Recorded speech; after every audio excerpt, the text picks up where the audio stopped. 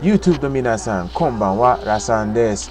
これは私の Japanese バカ Japanese Adventure Show。いらっしゃいませ。今夜のトピックは、ジャイアントリモートとジャイアント MP3 プレイヤーです。Look at the size of this thing. Who on earth needs an MP3 player or a remote this size? I'm getting one. And now that I've showed you one, you're probably going to get one too. But just remember, I showed it to you here. I showed it to you first. Anyway, like I said at the onset here, tonight's topic will be about giant things and gummy bears. Yeah, you heard me right. Gummy bears. You love them. You need them. You want them. But they're mine. Actually, they're my wife's, but she's sleeping, so don't tell her. Shh, I'm gonna eat them. Anyway, I like gummy bears. They're so good. Sugoku oishii ne. But aside from gummy bears, we're going to also talk about big things. And we know that one of the biggest things you could possibly have in any language is your introduction. So that's where we're going to start off. Tonight we're going to learn how to say, good morning, my name is. And then, of course, X, your name there. So let's start our lesson, shall we?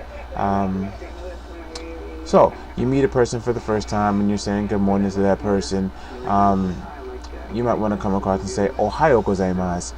Ohayo gozaimasu literally translates into a polite way of saying good morning to a person. So you might want to keep that Ohayo gozaimasu on hand. Ohayo gozaimasu. Ohio like the state, and then gozaimasu. Ohayo gozaimasu.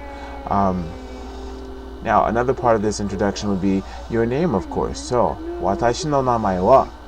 So in this case, watashi meaning me or I. No is similar to the apostrophe S in English, so it's possession. Watashi no. Namae translates into name in English. So watashi no namae wa. You may have heard me say wa at the end of that little phrase there. Wa you can think of as for or speaking of. So in this case, watashi no namae wa, as for my name or speaking of my name, Rasan desu. You can go X, your name here. So you're going to put your name there, whatever your name is at home. So watashi no namae wa Rasan desu. So des at the end of that complete sentence there represents is or am. So speaking of my name, I am Rasan. Or speaking of my name, it is Rasan. Or as for my name, it is Rasan. Either way, it comes across very politely to a person who speaks Japanese natively. And when that person realizes that you took the time to learn something, they're going to be impressed. I mean, Japanese people are cool that way. From what I've understood and from what I've learned, they're always encouraging anyone who wants to learn their language to do so. But that's just our little tip for tonight. Again, it might sound like this at normal speed. Ohayo gozaimasu. Watashi no namae wa Rasan desu. Dozo yoroshiku.